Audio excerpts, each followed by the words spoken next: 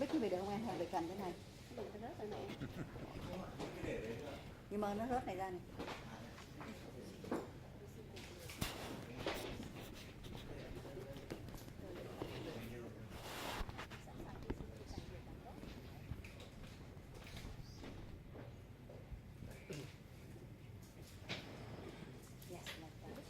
Để ý mấy cái thuật ngữ kỹ thuật.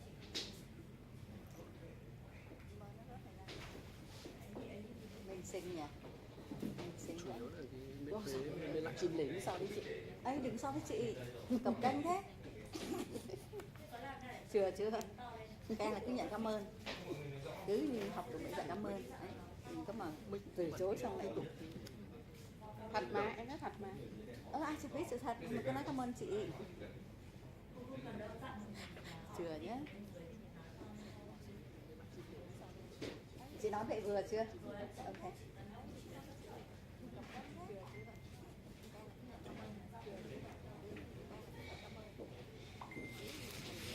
Giọng chị Cathy là sexy. Thôi rồi, Sexy.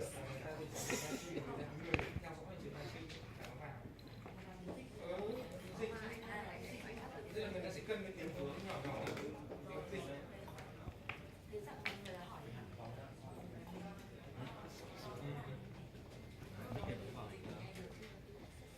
Em nói dặn em mà đừng có ho nhé. chính xác. Trước khi thôi thì xong là chị giới thiệu này, xong là hỏi ai David nhỉ? Trung hỏi trước à? Ai từ lượt đi? Không có hỏi, David nói trước. Khi mà chị nói hỏi mới hỏi. Xong rồi chị bắt đầu yêu cầu lại câu hỏi thì lúc đấy là bắt đầu ai hỏi lần lượt đi ạ? Lần lượt đấy nhá, chia phần nhau đi. Nhớ là cái này là đầu tư EB5 trước nha. EB5 trước. Chị hướng vào ai thì người ta sẽ chủ động luôn. Chỉ tức là cùng phối hợp. Ví dụ Trung này, Trung hỏi trước là về EB5 à? Xong là ai hỏi về Alice. Có hỏi về dự án. EB5 là 6 cái trước nha, nếu em hỏi cô đó cho chị nha. EB5. Đúng rồi, mà không được thì cái gì? Xong tiếp tục là... Còn cậu này.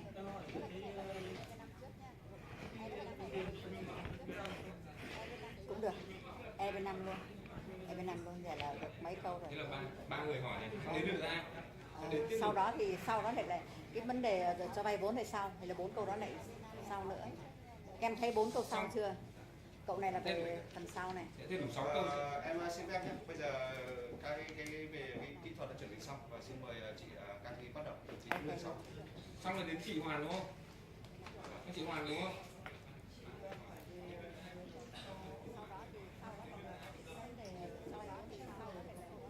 Đúng rồi đấy.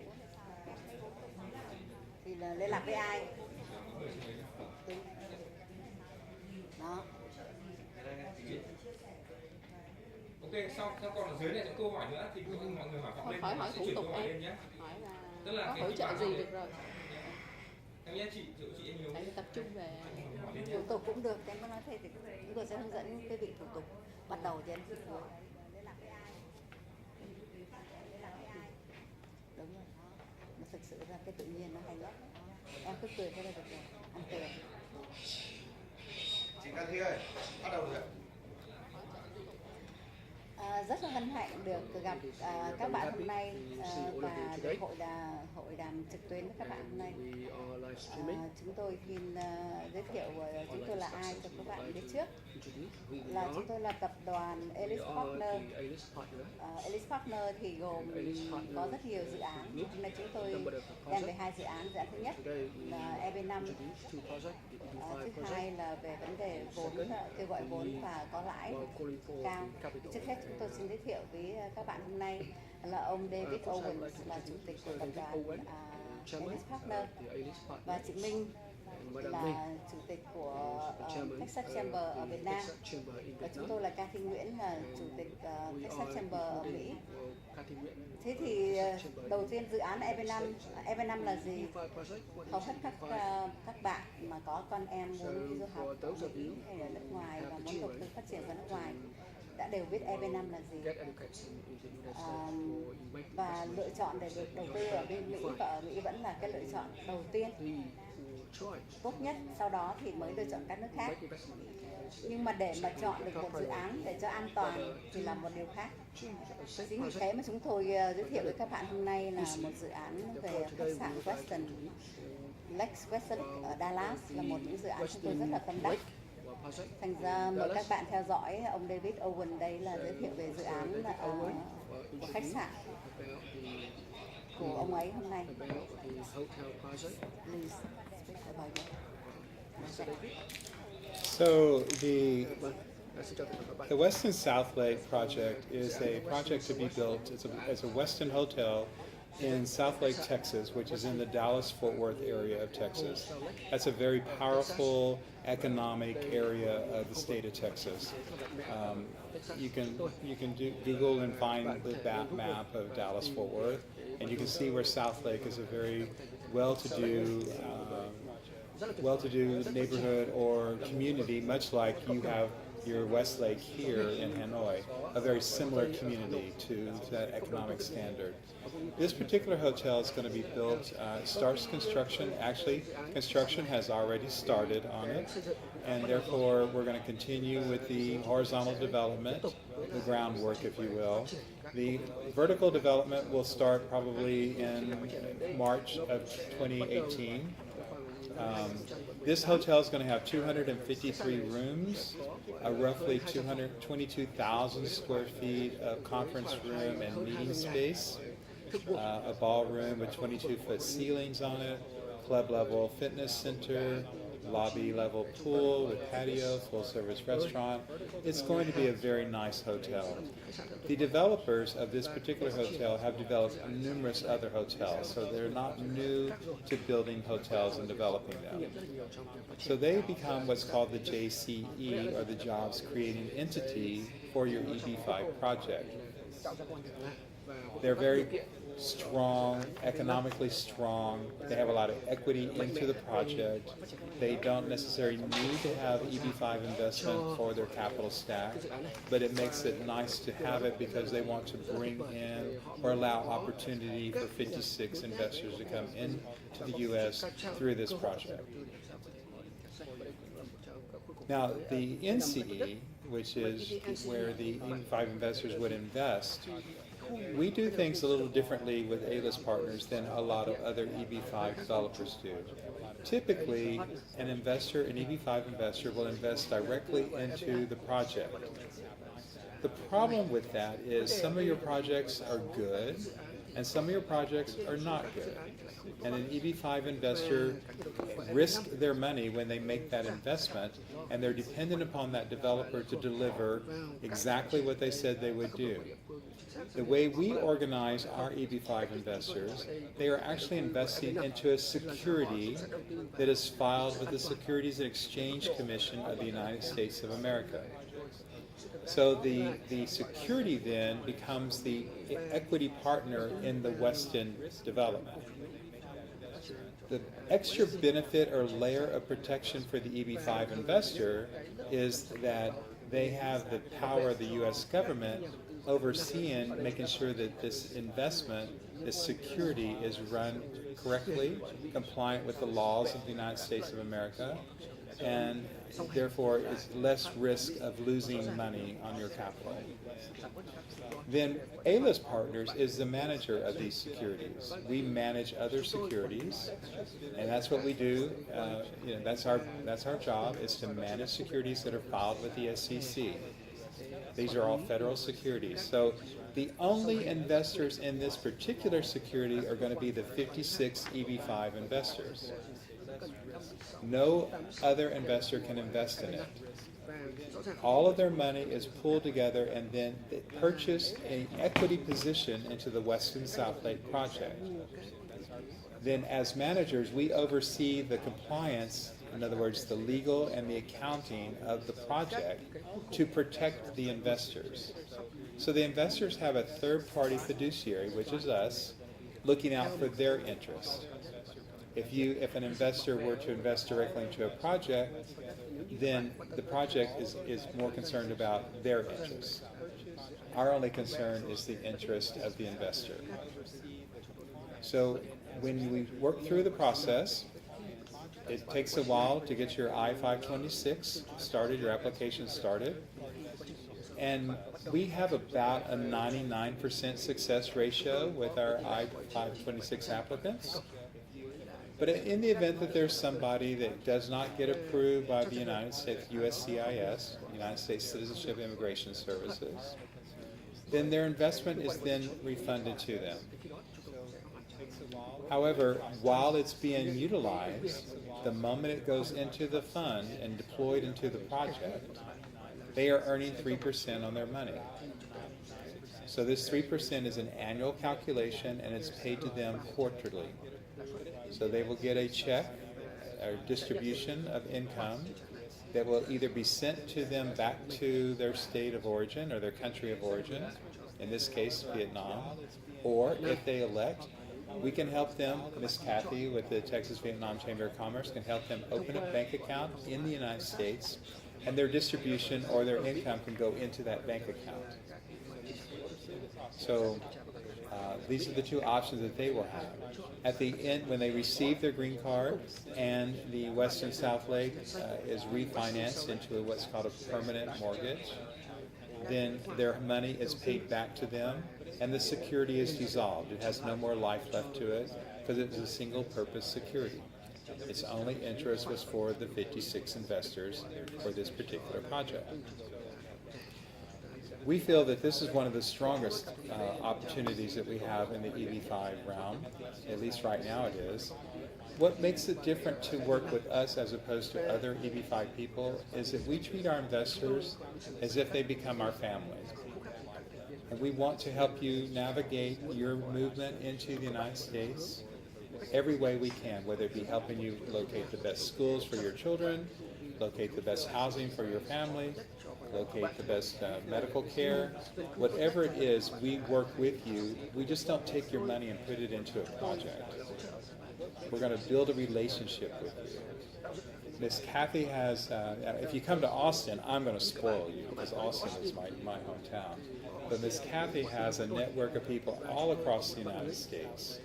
And she will work with you, and no matter what city you decide you want to reside in, she will work with you and help you make that transition very smoothly and comfortably. And that's the biggest difference that we have, is that one, we're very conservative on our projects that we accept into the EB5 program. Secondly, our EB5 investors are a very small percentage of the total capital used to build the project. In this case, it's of roughly 33%. Thirdly, all of our developers put their own money into the project. In this case, roughly 20% of the total capital is coming from equity by the principals. And then the rest of the money is from a loan issued by a U.S. bank. So it's a very strong project financially. Its risk of failure is almost minimal to nothing. Therefore, we feel very comfortable offering this to you as an investment opportunity to make sure that your money's in a safeguarded place, so that at the end of the project, not only do you receive your green card, you also receive your money back, and you're paid 3% per year while you're going through the process. And that makes us a little different than most other EB5 programs out there. We know that you're hit every day with an EB5 opportunity, but there are very few that operate to the level that we operate on, because we're very concerned about the people more so than the money. And that's our focus, is you. You become our friend, our investor, and we protect you. And that's the biggest difference between us and other people. Bây giờ thì xin các bạn gửi câu hỏi lên để chúng tôi có thể trả lời trực tuyến với quý vị. Những câu hỏi nào liên quan đến dự án hoặc là tất cả những câu hỏi gì liên quan mà các bạn muốn được trả lời thì xin mời các bạn đặt câu hỏi. Có thể gửi lên để chúng tôi trả lời trực tuyến luôn ạ.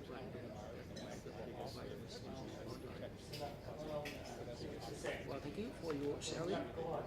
So I suppose the first question, the money we transfer, whether we have to prove the origin of the money we transfer. Xin mời ông David trả lời câu hỏi của anh. Yes. And so, you know, the USCIS does require a 5-year custody of money. They're going to look at the ownership of the money for 5 years to make sure it comes from legal enterprise. And that's going to be standard throughout the United States. There may be people who offer shortcuts to that, but don't fall into that trap, because that could hurt you at the very end. It could hurt you because you could end up going through the process for a year or two, and then the USCIS say, no, we don't like the source of your money. We're going to work with you before you make your investment.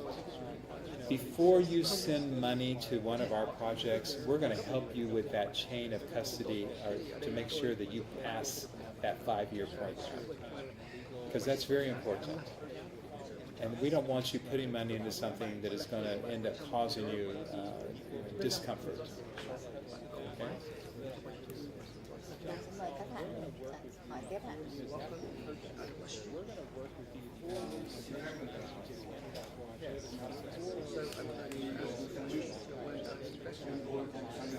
I cannot come to the United States. Can I recover the money in Vietnam?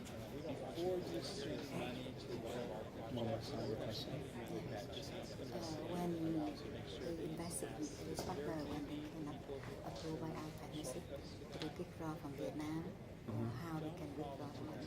Okay.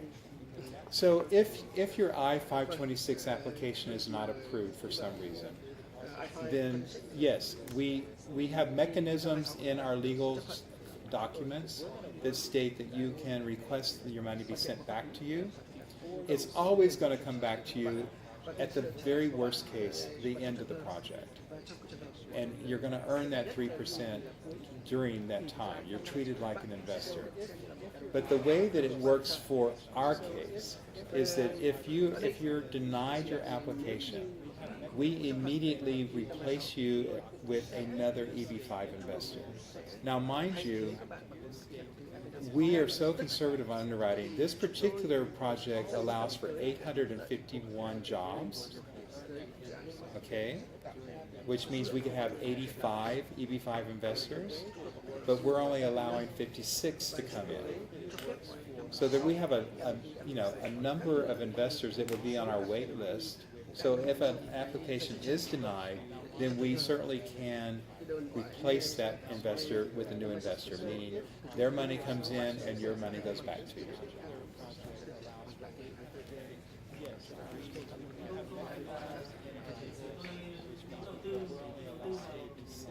So I want to invest in your project. So how long, how many years I can recover my capital? So with the money I want to transfer, can I transfer directly to your corporation, or it should go via the third party? Okay, good question. So when you invest into what's called the NCE, which is the entity that has the asset that you're investing into, you invest directly into that. That is the security that's filed with the SEC, meaning you would wire your money from bank into that account directly. And then that account then invests the money into the project and controls and audits that project and makes sure that the project is performing as it says it's supposed to. Our agreement with the project is so strong that if they make a mistake and they don't pay our investors, we have the right to come in and take over the project and finish it. Again, we're protecting our investors. Very few people do that. If the project goes down, a lot of times, investors lose their money, and that's a sad reality. We don't allow that to happen. Now, how long does it take? That depends upon your application process, because every individual is different. It may take you 3 years, it may take you 4, it may take 5, however long it takes for you to get through the application process. Once you have your green card, then the the entity can return your capital. cái cơ quan này cũng sẽ Because the gọi là trở lại. USCIS says as long as that application is open and pending, your money has to be invested. It can't just sit in the account. It has to be working. But very seldom do I see anyone getting approved in less than 3 years. It usually takes 3 to a total, depending on what country of origin. For example, China takes 6 or 7 years because their government is slower in processing applications. I think Vietnam, Ms. Kathy, is in the 3 to 5 year period. Is that correct? 2 to 4. 2 to 4 year period. 2 to 4 years here in Vietnam. And so once you receive your green card, you are eligible to receive your money back. And believe me, the job creating entity, the developer, the project, would love to have your money back because they don't want to have to pay interest on that money. You know? So, you know, some people are going to get out earlier than others because if we bring someone from China, they're going to have to stay in for 5, 6 years. If we bring someone from, say, Brazil, they're going to have to stay in. But once you're in, it doesn't matter about the other investors. All that matters is you and your application. And as fast as you're able to process through the system, it's all an individual thing. No other investor can hold you back. And that's very important to know. Very important to know. Bạn sẽ quyết định cái quá trình hồ sơ bạn thế nào, bạn sẽ quyết định cái thời gian để bạn sẽ thu hồi vốn. So for the investor who have the green card, so what kind of support from the Texas Chamber? So in order to become the member of the Texas Chamber, Cảm ơn em đã cho are there any Texas Chamber requirements? cơ hội để So thank you trả for your lời question. cho em và các bạn. Thì To respond to you and the other. sở dĩ chúng tôi đứng ra bảo trợ cho những dự án EB5 ở Việt Nam ấy là chúng tôi có thể tự hào rằng khác với những cái công ty tư vấn khác là khi các bạn bắt đầu đầu tư hoặc đã đầu tư xong thì bên Mỹ chúng tôi hỗ trợ toàn diện. Thứ nhất là về vấn đề ổn định xã hội, ổn định về kinh tế, về trường học. Và các bạn muốn đầu tư tiếp tục hoặc là đầu tư vào chuyện khác hay là mua nhà, tìm trường cho các cháu hoặc là có thể phát triển thêm về kinh tế về người của các bạn. Chúng tôi đã có những đội ngũ đã từng giúp đỡ như vậy, không phải là bây giờ mà đã từ 9 năm vừa qua. Thì chúng tôi không những là đầu tư về EB5 không và những dạng đầu tư trực tiếp, mua nhà, mua cơ sở thương mại hoặc là một công ty mới, hoặc kết nối thương mại giữa hai bên member với nhau, Việt Nam và Mỹ. Chúng tôi có rất nhiều member ở Mỹ và chị Minh ở đây rất có nhiều member ở Việt Nam. Thành chúng tôi hỗ trợ các bạn là sau khi các bạn có thẻ xanh và trước khi các bạn có đầu tư mà các bạn muốn mở thêm công ty bên đó thì chúng tôi đã có những nguồn hướng dẫn và những kênh hướng dẫn từ đầu đến cuối. Khi mà người ta nói câu là đất lạ quê người thì chúng tôi đã từng qua những cái đấy rồi, những mấy chục thập niên trước, thì chúng tôi biết rằng xứ lạ quê người để mà sinh sống nó rất là bỡ ngỡ nếu các bạn không có những người ở bên đó có kinh nghiệm như chúng tôi thành lập công ty là xe đồ cái chỗ nhà ở và các cháu học hành như thế nào thì nó cũng rất là bỡ ngỡ và Mỹ nó lớn lắm chứ nó không phải như Việt Nam mình ở đây đâu. Nguyên cái Texas không nó gấp 3 lần Việt Nam, không kể tất cả cái 50 tỷ bang khác. Đấy là vấn đề sau khi các bạn có thẻ xanh. Còn trước khi các bạn có thẻ xanh mà các bạn muốn bắt đầu làm member hoặc là muốn sửa soạn để đầu tư thì chị Minh ở đây là giao qua cho chị Minh sẽ trả lời các bạn ở đây làm sao mà để bắt đầu đầu tư hoặc là trở nên một member của Texas Chamber. How to become the member of the Texas Chamber. Công ty Texas Việt Nam Chamber của chúng tôi hiện đang có văn phòng ở số 108 Lê Minh Xuân, phường 7, quận 10. Website texasvietnamchamber.vn, số điện thoại 0945 687768. Chúng tôi sẽ hỗ trợ cho khách hàng ngay từ bắt đầu khi ký hợp đồng, hỗ trợ về dịch thuật, xếp hồ sơ, tư vấn hồ sơ như thế nào, xúc tiến, theo dõi và đôn đốc luật sư cũng như là phía chủ đầu tư để hoàn thành tốt giấy tờ để làm sao mà đạt được hiệu quả nhất. Trở về câu hỏi Texas Việt Nam Chamber thì gia nhập như thế nào, thì chúng tôi cũng xin giới thiệu sơ qua về Texas Việt Nam Chamber. Texas Việt Nam Chamber là một hiệp hội. Chúng tôi muốn mời tất cả những doanh nhân Việt Nam, nhất là những doanh nhân đã, đang và sẽ muốn làm xuất nhập khẩu kết nối với phía Mỹ. Chúng tôi sẽ hỗ trợ các doanh nhân Việt xuất khẩu qua Mỹ cũng như là nhập khẩu từ Mỹ hàng hóa về Việt Nam. Và còn hơn thế nữa, chúng tôi sẽ xây dựng, có thể mở văn phòng cho quý vị ở bất cứ ở nơi nào ở trên nước Mỹ. Cũng như là chúng tôi sẽ cầm tay chỉ việc, sẽ mướn nhân công, tư vấn thuê nhà xưởng, tư vấn về thuế, lập thuế cũng như về kế toán cho doanh nghiệp, để làm sao mà doanh nghiệp có thể mà dùng văn phòng ở nước Mỹ làm bàn đạp và tiến ra thế giới, cũng như có thể là quay về Việt Nam với một cái thương hiệu có uy tín hơn. Đó là công việc của chúng tôi.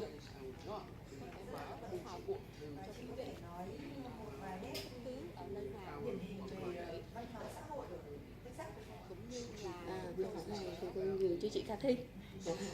Cảm ơn bạn đã gửi văn hóa xã hội Texas. Thì đúng,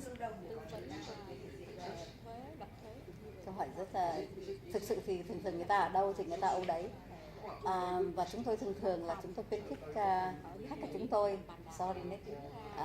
nên sống ở Texas. New York is very good, but we want our client to live in Texas. Cái lý do thứ nhất là về khí hậu. Khí hậu thì nó nóng cũng như Hà Nội hay Sài Gòn mình đó. Và khi mà nó lạnh, nó không có lạnh quá, băng giá thì hầu như không có. Nó chỉ lạnh là các bạn có thể mặc giống như Nick ở đây là ấm đủ mùa đông rồi. Và về xã hội thì nó rất cởi mở. Nếu mà nói về vấn đề kỳ thị ấy, thì thực sự là kỳ thị ở đâu cũng có, nhưng mà nó không có lộ ra ngoài. Và một cái đặc biệt nữa là Mỹ về cái luật kỳ thị nó rất bảo vệ những người minority, là những người nó thiểu số đấy, và có luật lệ đàng hoàng. Thì ở Texas ấy, thì người ta thường người ta nói là ở Texas thì rất là friendly, vui, và công dân thực sự ở đó là những người cao bồi, họ rất yêu quý những người, đặc biệt là Việt Nam mình. Cái đó là sự thật. Thế còn đấy là về khí hậu và con người. Còn xã hội ấy thì Texas là nơi thứ hai trên toàn nước Mỹ có người Việt đông nhất. Vâng, thành phố Austin của chúng tôi thì khoảng 25.000 người Việt thôi, nhỏ. Nó khác với Houston. Houston là thành phố xuất nhập khẩu của bang Texas và là cái cảng lớn thứ nhì trên thế giới. Thì ở đó có Houston và các vùng phụ cận có 4 đến 500.000 người Việt. Thì quý vị sống ở Houston thì quý vị thực sự là không cần phải học tiếng Mỹ. Mà cái đấy chúng tôi không khuyến khích, nhưng mà nói vậy thôi, là tại vì đường phố này cũng tên Việt Nam, nhà hàng Việt Nam, luật sư Việt Nam, tất cả cái gì cũng là người Việt Nam. Mà trường học cũng vậy, cũng có thầy giáo Việt Nam dạy cho các cháu tiếng Việt. Không khác cái gì ở California hết. Và tiếng Việt là cái ngôn ngữ thứ ba được dùng ở Texas. Ngôn ngữ thứ nhất là đương nhiên tiếng Anh, thứ hai là Spanish tức là tiếng Tây Ban Nha, và thứ ba là ngôn ngữ tiếng Việt dùng nhiều nhất ở Texas. Quý vị đi thì nếu mà ở Houston quý vị không khác thì đi các phố ở Sài Gòn hay Hà Nội. Vâng, đấy là đời sống xã hội. Và về giáo dục thì chúng tôi có thể tự hào rằng Texas và nhất là Austin là một trung tâm giáo dục hàng đầu của Mỹ. Thành phố chúng tôi sống ở Austin là thành phố của giáo dục. cái trường đại học University of Texas ấy, là rất là UT ấy, là đứng top 10 trên toàn nước Mỹ, và các cháu phải rất là giỏi mới được nhận vào. Và học sinh Việt Nam mình rất là quý mến trong đó, tại vì học sinh Việt Nam mình rất là nhiều em xuất sắc ở trong đấy, trong đó có con cháu chúng tôi. Đấy là về giáo dục. Và thêm một cái nữa là giáo dục ở Texas tương đối là vẫn rẻ hơn các tiểu bang khác. Và thêm một điều nữa là Texas không có thuế tiểu bang. Ở các tiểu bang khác, sau khi quý vị đóng thuế liên bang xong, quý vị phải đóng thêm thuế tiểu bang. Nó là cái gánh nặng mà thuế má ở Mỹ là các bạn cũng đã hiểu rồi, là nó rất nặng. Thì Texas phải nói là họ giàu có, thành họ không cần thuế của quý vị và chúng ta. Đấy. Thêm một điều nữa về Texas thì cái ngoài là kinh tế, xã hội, giáo dục ra, con người ra, thì Texas thêm một điều nữa là nó rất là rộng. Thành ra khi mà chúng ta đến một cái vùng nào mà nó đã phát triển rồi thì cái cơ hội cho chúng ta là rất hạn chế. Còn Texas là nó còn rất nhiều đất và nhiều phương tiện để phát triển, thành ra chúng ta có nhiều cơ hội để phát triển hơn. Thì đấy là về Texas, đôi điều về Texas để các bạn hiểu. Cảm ơn bạn.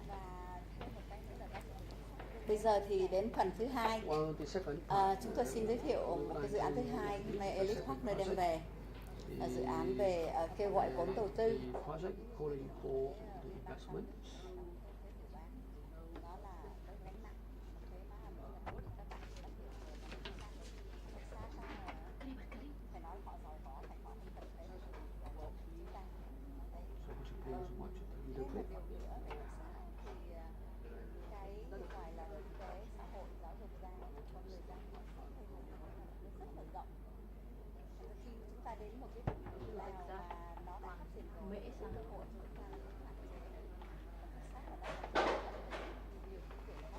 Và những cái cơ sở thương mại.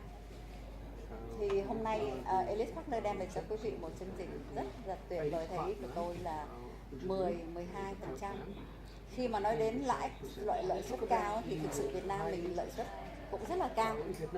Nhưng mà cái vấn đề an toàn là chúng tôi nói đến cái nhấn mạnh của vấn đề đầu tư vào Elite Partner về cái vấn đề lãi suất này thì là nó là an toàn. Và tại sao an toàn? Và cái vấn đề chính phủ liên bang cho phép các bạn thuế, còn cái vấn đề quyền lợi thì ông David Owen sẽ giúp các bạn hiểu thêm về cái chương trình kêu gọi vốn đầu tư và có lợi suất cao này. Portfolio? Yes. Okay. So in the United States, we have what's called the Portfolio Interest Exemption Program. It is set up to allow a non-U.S. citizen to invest directly into a fixed return investment in the United States. Usually it's a note, either a corporate note or a real estate note, where you're earning a fixed amount of interest every month. And so you have to earn, it has to be written in such a way that you receive the same amount every single month while your investment is working for you in Texas. The money that you're earning from this investment is not subject to withholding tax in the United States of America, which saves you about 30% taxation. Normally, your large broker houses like Goldman Sachs in New York, they're the ones who have been utilizing this program for their very wealthy clients. It's a lot of work for us to administrate this type of an investment. It's a lot of compliance issues, legal compliance issues, and accounting compliance issues that we have to go through to make sure that you do not step out of the regulations, so that this investment is protected inside the regulation and the exemption. Therefore, it's not offered to a lot of smaller investors, because a lot of people don't want to mess with it in the United States. Only your big broker houses in New York do it. And they bring in billions of dollars to this program every year. So the way that we work it is that we mostly invest in real estate. Most of our real estate investments are in the state of Texas. Texas is the strongest economy of all of the states in the United States. When the United States has a recession, Texas is usually the last state that's drawn into the recession, And it's the first state và that đồng comes thời out of the đồng thời là cái recession. bang cuối cùng mà rơi Because vào our khủng hoảng, đồng economy thời là is cái so bang đầu tiên diverse mà thoát khỏi and so khủng hoảng. strong. Và đây chúng ta So có we thể don't get bằng chứng cho cái sự mạnh sucked mẽ down trên into a kinh tế really bad của recessive Texas. state Rất là khó để cho một cái bang như Texas So let's gặp say tình that, huống khó that khăn. you were Thế thì interested nếu in như the các bạn đã quan portfolio tâm interest vào exemption program. cái chương trình mà You miễn would lãi suất dành work đầu tư with đất us này, and find thì an opportunity, chúng tôi cũng sẽ cung cấp cho các a real bạn estate những cơ hội opportunity rất that tốt you're trong interested các in. lĩnh vực sở hữu Most các of tài our real sản estate bất động sản khác opportunities tại pay Hoa Kỳ. somewhere between an Và 8% rõ to ràng cái 12 mức lãi này cũng 12% là return từ 7 annually. cho đến 8%. You will be Là basically a lien holder on và a note and deed of trust có on một tin title hoặc là of Texas real tin 10 estate. thì các nhà đầu tư như này You participate in that lien with us. We always also become an investor with you. và đồng thời các nhà đầu Therefore, tư we're có staying thể on đầu tư song top hành với of các bạn the note và deed of trust and making sure chúng that the tôi borrower có thể pays đảm bảo us là gì every single month. hàng tháng các Because cái we lợi want tức của to chúng ta earn sẽ money được and chi you trả. want to Đây earn money. là chúng tôi cũng muốn. So we don't just throw you out into a sea Tất nhiên là and một say cái good tình huống gọi là luck. cả hai bên cùng có lợi. You Hai bên invest thắng. with us Các bạn đầu on tư a cùng note với deed chúng of tôi. trust. In other words, your name is going to go on the lien Và đồng thời against the title of the property. There's your security.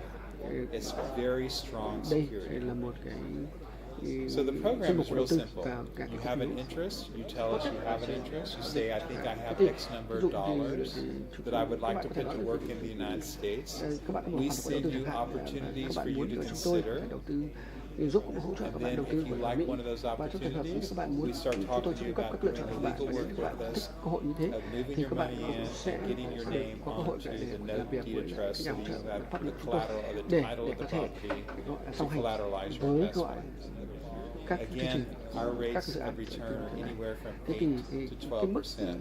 ở đây là Sometimes they từ get a 8 little tới larger. 2%. And it's just the way that people work Và in the đây United là States. They're cái willing phương to thức pay more mà for money. đây là cái phương than thức they mà are in được other thực hiện countries. gọi là Mỹ.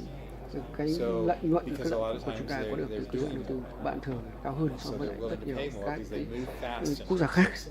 A lot of these notes are going to be anywhere from 1 to 3 years. They're Và short-term ở đây investments. đây là khoản đầu tư gọi ngắn hạn từ 1 So đến then the 3 năm. money is returned to you. Và cái You khoản can tiền say, được trả okay, cho các you bạn know, chúng ta có thể I nói don't với want you to return the money. I want you tôi to không muốn find phải được another trả lại tiền, project. tôi muốn tìm một cái dự án khác nữa. And Các so bạn we có work thể with chúng you tôi to nói find không. another Thế project. thì So chúng tôi when cũng this giúp các bạn tìm project một pays dự off, án khác we invest it in the và project. So your chúng tôi money hỗ trợ continues các to bạn có work. thể đầu tư cái khoản tiền đó để the một dự án money nữa để that chúng ta you're có thể tiếp tục kiếm được lợi nhuận.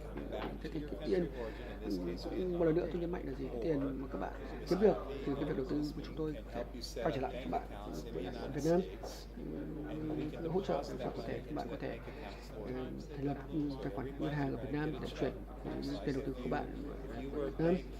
Đó, nếu như các bạn ở Việt Nam chẳng hạn, các bạn đầu tư khoản tài chính vào bất cứ một cái kênh nào đó, khoản thứ ba của Mỹ, thì chúng tôi luôn song hành để hỗ trợ các bạn quốc gia khác.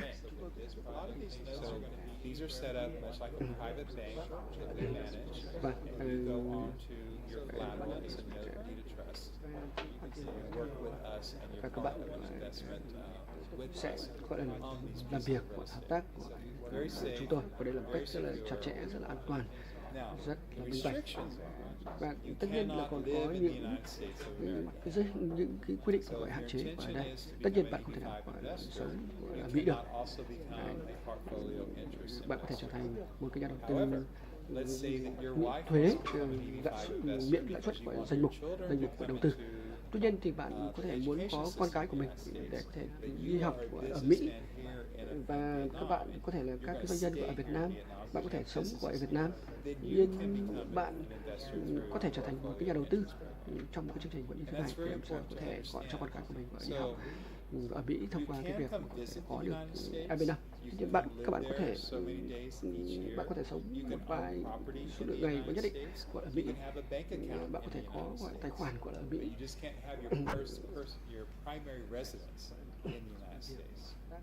And that's one of the biggest Và restrictions. đây là một trong những hạn chế của Other restrictions are của you cái chương cannot trình này. live Đây, to cái your own hạn chế family. khác nữa là gì? Bạn cũng So không thể let's nào say sống that cùng với lại gia đình của mình. your son goes Ví off dụ to như Vietnam con or comes to the trai United States, đi Mỹ graduates chẳng from hạn, college, starts a business, and then you want to và lend him money thực at hiện the hoạt động portfolio kinh doanh, interest program. thực hiện hoạt động kinh doanh You ở cannot Mỹ chẳng hạn, thì bạn không thể You have to gọi have là an hỗ trợ arm's được. length distance from the person that you are lending the money to.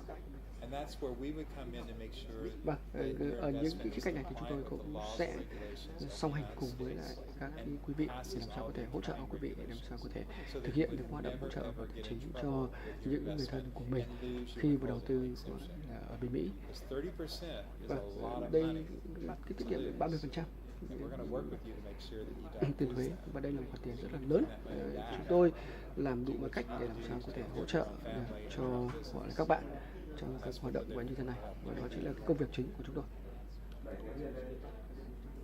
Xin các bạn gửi câu hỏi lên để ông David có thể trả lời các bạn trong cái You vấn may đề send out the other question. vay vốn. Tôi muốn hỏi là như So vậy thì sau khi tôi nhận green card, when I received the green card, ưu đãi miễn thuế dành cho lãi the tax exemption or the interest exemption, how it should be. I didn't understand that. They cannot invest when I'm sorry. they want to ask them if they have a green card. Oh, if you have a green card, can you participate in portfolio Vâng, interest? khi mà bạn có thẻ xanh thì bạn có thể tham gia được cái chương trình này hay không? Phòng thương mại Texas Việt No, Nam you can't. là tổ If chức once you have a kết nối green giữa Vâng, khi mà bạn có thẻ và xanh nhân rồi dân Việt Nam thì bạn sẽ với được xem như là một doanh công nghiệp. dân của nước Mỹ. Now, until you get it, you Và can't đến khi mà cho đến khi mà bạn có cái thẻ xanh ấy, thì tất nhiên bạn có thể được tham gia vào cái chương trình đó. And so that's not a problem. But once you receive Nhưng your mà khi green mà đã card, nhận cái thẻ xanh you're rồi considered a resident. thì khi đó bạn sẽ được xem như là một công dân của Mỹ, và chắc chắn là bạn sẽ không hội tụ cái điều kiện để có thể tham gia được cái chương trình miễn thuế lãi suất dành vào đầu tư nữa. Như chúng tôi không được đầu tư, cái dành riêng cho người nước ngoài thôi. So this is dedicated Vâng, to thành ra foreigner. người nước ngoài được ưu đãi trong vấn đề này. So the Chúng tôi không được. foreign Thuế má này kia thì nó diễn ra foreign nhiều vấn đề. individual. Chương trình này là a lot of the chính privilege. phủ liên bang là dành riêng những người nước This ngoài. is the Thành ra đây the rất government tốt cho dedicated các to bạn để well, tham gia vào chương foreign trình này. investor. It is a very good opportunity. To have a good English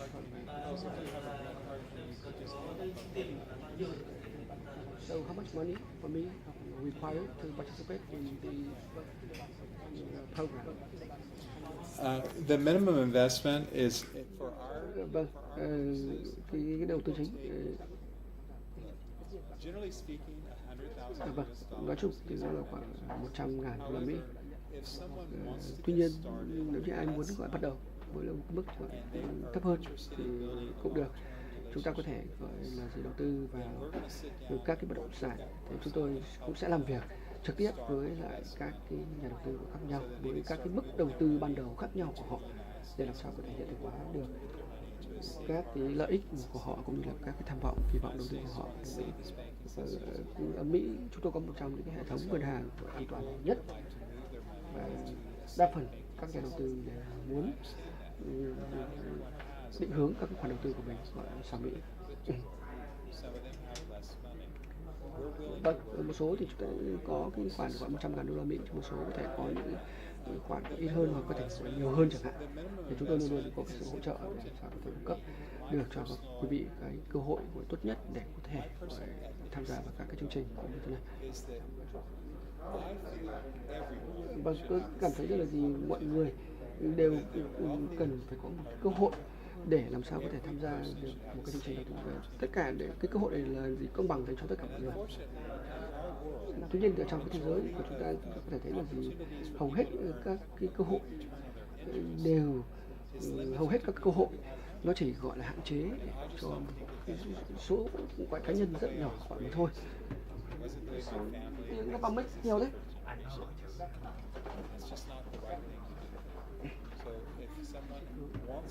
Vâng, nếu như ai chúng ta muốn thực hiện hoạt động như thế này với những cái khoản đầu tư của mình thì tôi cũng sẽ rất vui để có thể làm việc trực tiếp được với các cái nhà đầu tư gọi tiềm năng này. Vâng, tối thiểu ở đây là gì 2.000 đô la Mỹ.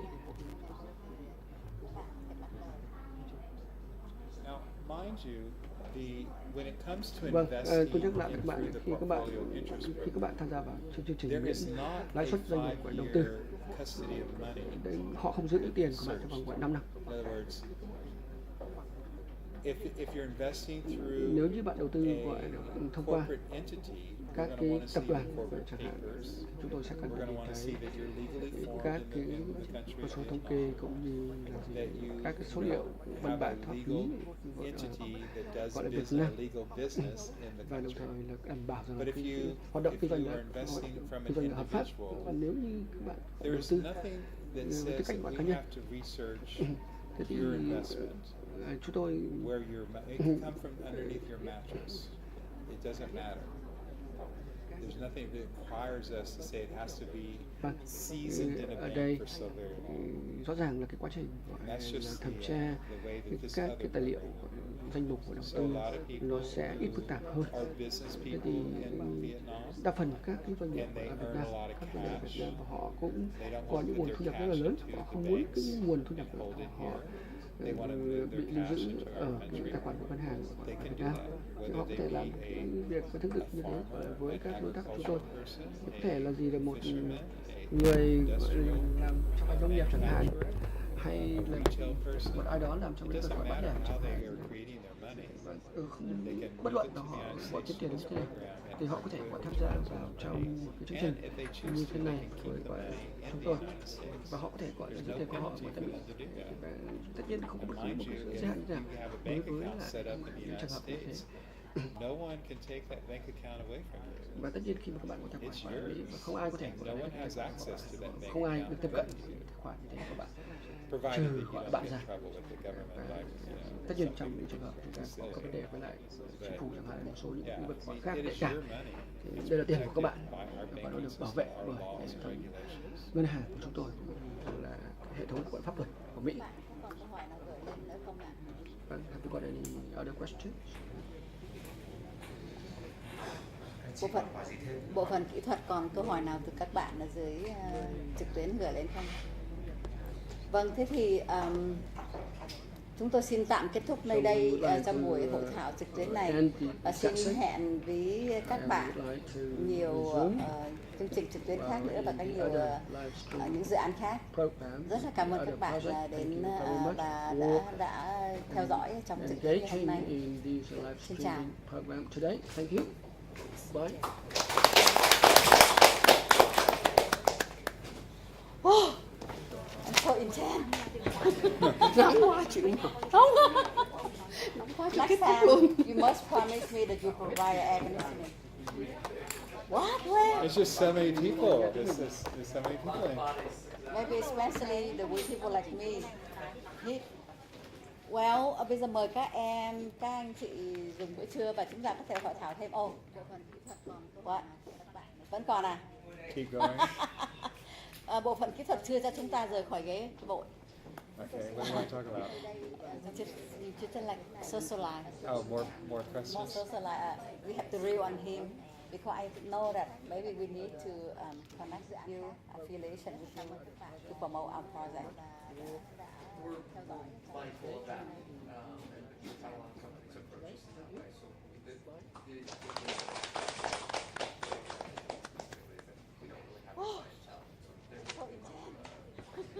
a Good photo.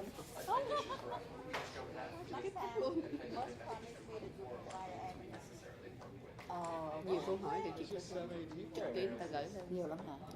primarily with local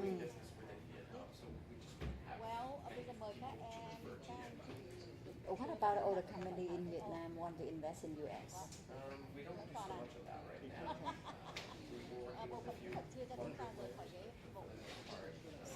We work primarily on inbound investment, less so outbound investment. Cross him out. We cross your name out. No, we just want you to be a friend and maybe in the future. Yeah, no, definitely. Who knows? Because the opportunity come anyhow, anywhere. Question for you. I don't have a question.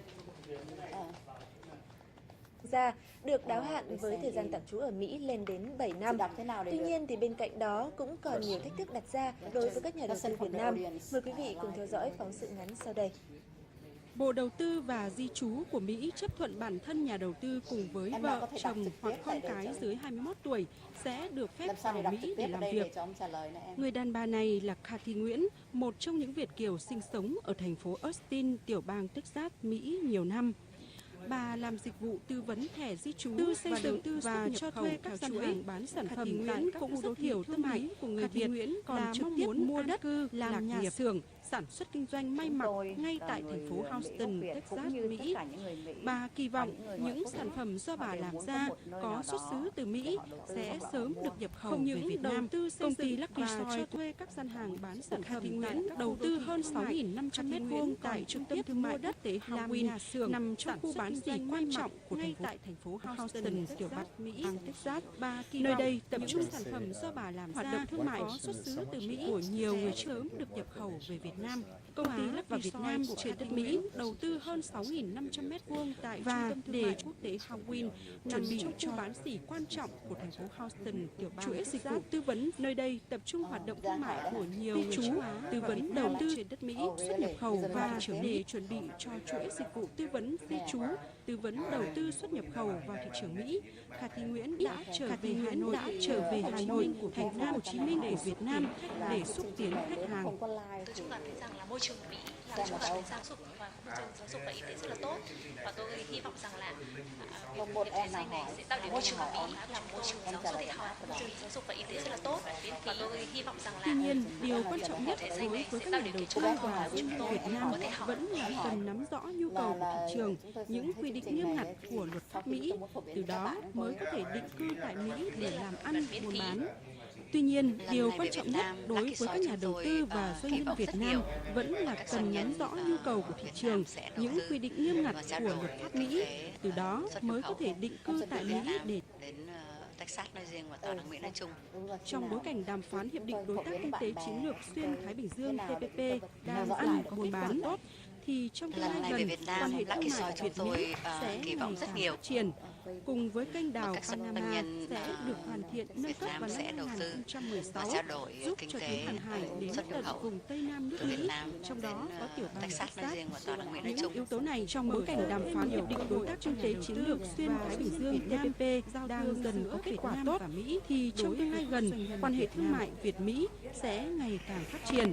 Cùng với kênh đào Panama sẽ được hoàn thiện nâng cấp vào năm 2016, giúp cho tuyến hàng hải đến tận vùng Tây Nam nước Mỹ, trong đó có tiểu bang Texas. Những yếu tố này mở ra thêm nhiều cơ hội cho nhà đầu tư và doanh Sure. nhân Việt Nam So, giao if thương you giữa want more Việt Nam và information Mỹ about đối the với các doanh nhân Việt Nam. project tới as cái dự án EB5 investor, Westin. we are going to be Các nhà in đầu tư của Saigon EB5 and we're chúng tôi doing cũng live sẽ ở presentations Sài Gòn và chúng tôi the có 26th phần bài của 26th of trình bày August. And these will be videotaped. chương trình And there will be the developers of the project will be there answering questions about the development. There will be immigration attorneys there. I will be there. Kathy will be there.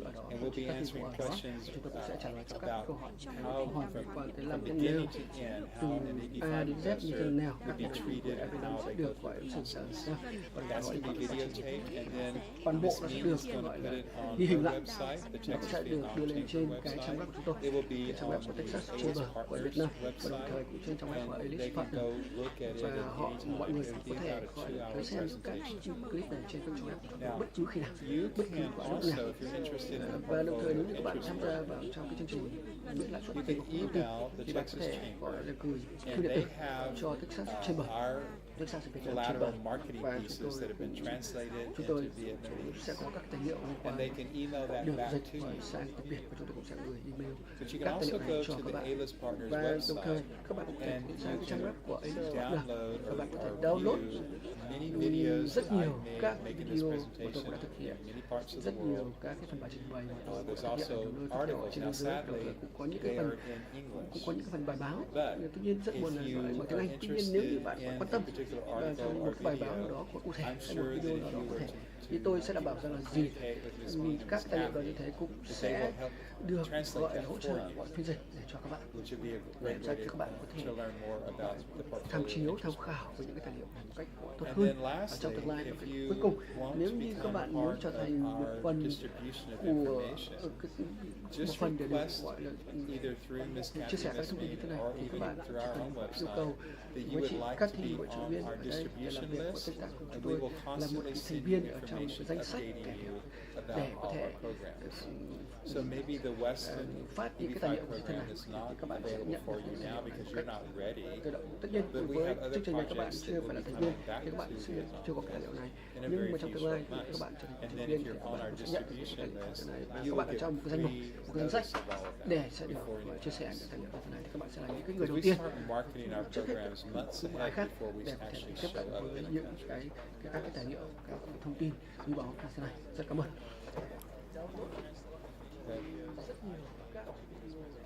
You're welcome. Hết giờ em. Vâng, Ok. câu hỏi thì chị có thể nói. Chị kết thúc vừa nãy rồi, giờ em ghép này vô. Anh Sơn, thay mặt cho anh Sơn mời các em ruồn trong cơm trưa, và chiều nay thì sẽ có bàn tròn cũng quay như vậy, cũng thẳng vấn thế này mà mo trực tiếp hơn face to face là đúng mặt với nhau đấy, để mà anh Sơn có thể quay tiếp để mà chiếu ra ngoài Facebook và YouTube cho các bạn. Là chương trình.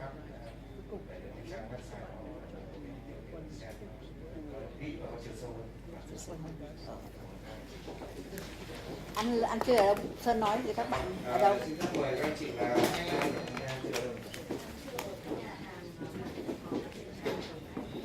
We want you to have lunch with us, at least. Great. What about the other guy? xin mời các anh chị là xuống dưới tầng 1 nha, cho cái nhà hàng chúng ta. On the first floor, we have a lunch over there. Okay. All right. I'm gonna drink this water because I'm very thirsty.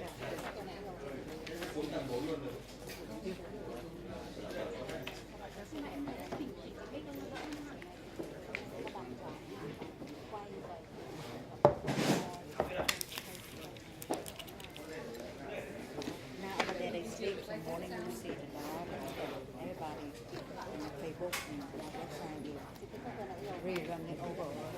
Yeah, we'll just have our own stream going over and over and over.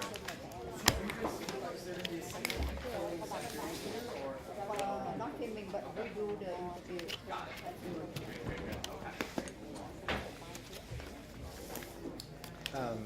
Did I give you one of my cards? I did not grab a card from you. Would you?